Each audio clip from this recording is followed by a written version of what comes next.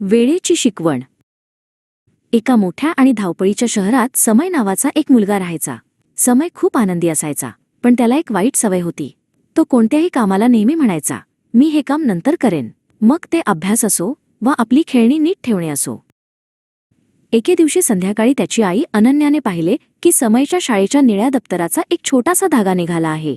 तिने समयला जवळ बोलावले आणि काळजीने म्हटले, समय, हा धागा आत्ताच शिवून घे. जर तो जास्त निघाला तर दप्तर पूर्ण फाटू शकते. समयने दप्तराकडे दुर्लक्ष केले. तो म्हणाला, आई, हा तर खूपच छोटा धागा आहे. मी तो नंतर शिवेन, आता मला माझ्या छोट्या गाड्यांशी खेळायला जायचे आहे.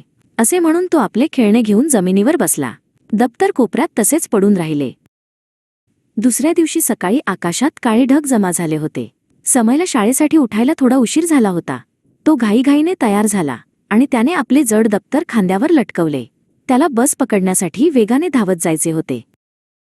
जसा समय बस स्टॉपकडे धावू लागला तसा जोरात पाऊस सुरू झाला. समय भिजण्यापासून वाचण्यासाठी अधिकच वेगाने धावू लागला. त्याच्या वेगामुळे आणि दप्तराच्या वजनामुळे त्या सैल धाग्यावर ताण पडू लागला आणि तो हळूहळू उकलत गेला. अचानक कचाक असा जोरात आवाज झाला. समयच्या दप्तराचा टाका पूर्णपणे तुटला आणि दप्तर खालून फाटले. त्यातील सर्व पुस्तके, वह्या, पेन्सिल पेटी आणि चित्रांचे कागद खाली चिखलात आणि साचलेल्या पाण्यात पडले. पावसामुळे आणि चिखलामुळे समयची सर्व आवडती पुस्तके खराब झाली होती. समय तिथेच उभा राहून रडू लागला.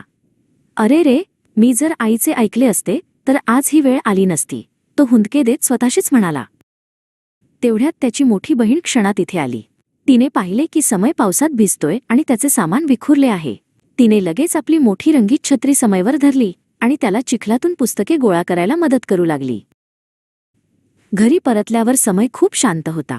आई अनन्याने त्याला मायेने जवळ घेतले आणि समजावून सांगितले, समय, म्हणूनच म्हणतात की वेळेत घेतलेला एक टाका पुढचे 9 टाके वाचवतो. छोटी कामे वेळेवर केली की मोठे नुकसान टाळता येते. समयला आपली चूक पूर्णपणे उमजली होती. त्याने स्वतः सुई आणि दोरा घेतला. त्याने अतिशय लक्ष देऊन आपल्या दप्तराचा फाटलेला भाग शिवून टाकला.